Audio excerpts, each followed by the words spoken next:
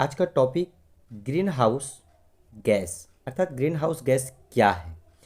तो देखिए, पृथ्वी के वायुमंडल में मुख्यतः जल वाष्प, carbon dioxide, methane gas, nitrous oxide और ओजोन गैसों में पाई जाती है। इन्हीं ही हम लोग क्या कहते हैं, ग्रीन हाउस गैस कहते हैं। तो चलिए इसका आगे देखते हैं टॉपिक में क्या है। ग्रीन हाउस गैस हमारी पृथ्वी के वायुमंडल तथा वातावरण में परिवर्तनों और ऊष्मीकरण ताप के लिए उत्तरदायी होता है।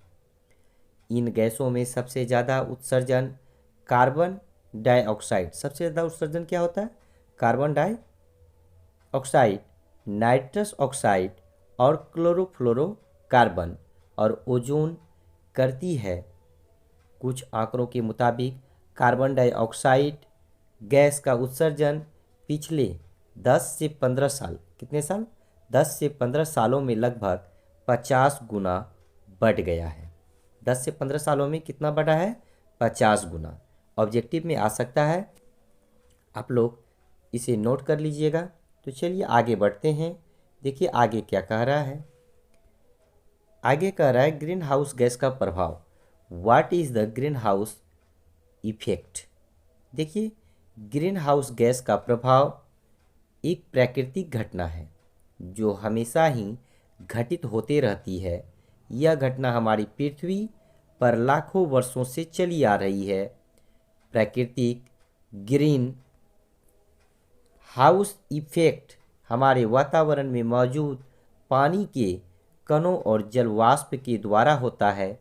इस घटना के परिणाम स्वरूप ही समुद्री जीवन को पृथ्वी पर लाने के लिए सक्षम बनाया गया है।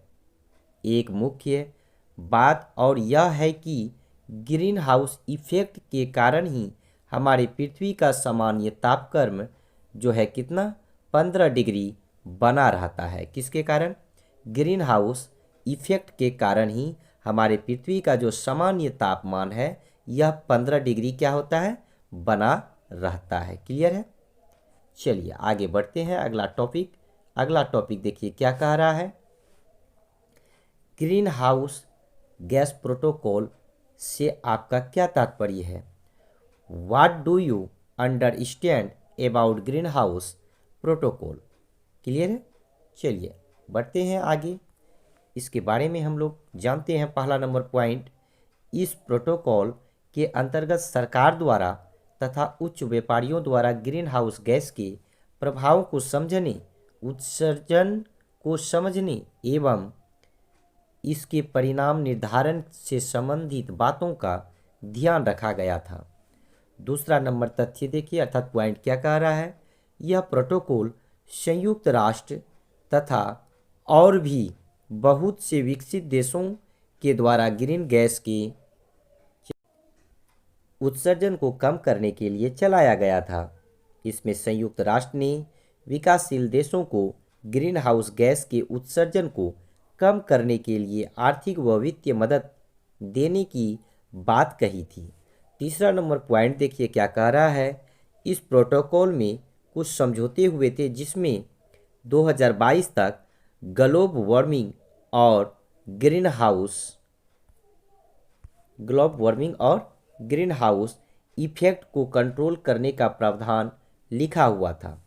चौथा नंबर है GHG अर्थात जी से ग्रीन, एस से हाउस, जी से गैस।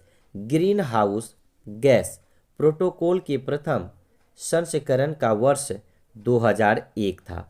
अगर ऑब्जेक्टिव में आएगा तो आप लोग लगा दीजिएगा कि प्रथम संस्करण जो है वर्ष कब था, कब हुआ था, यानी क्या था, तो 2001 था। क्लियर है।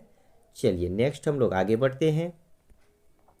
ग्रीन हाउस गैस क्या है, इससे संबंधित कुछ महत्वपूर्ण प्रश्न को हम लोग जानेंगे। तो some important question related to green house gas.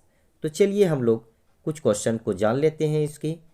देखिए पहला नंबर क्वेश्चन है, सबसे अधिक मात्रा में कौन सी गैस ग्रीन हाउस प्रभाव दिखाती है।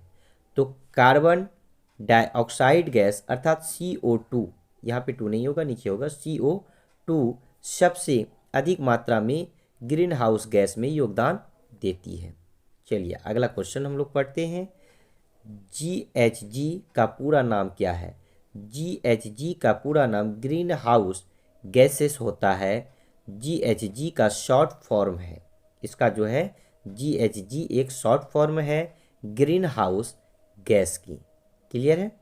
चलिए आगे बढ़ते हैं अगला प्रश्न की ओर।